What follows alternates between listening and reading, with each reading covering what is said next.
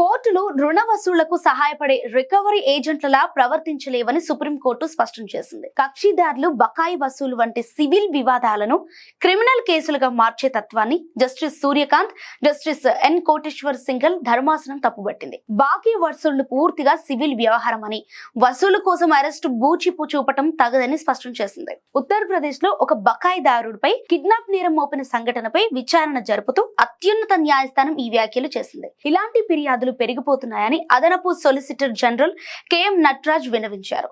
ఉత్తరప్రదేశ్ ప్రభుత్వం తరపున ఆయన వాదనలు వినిపించారు.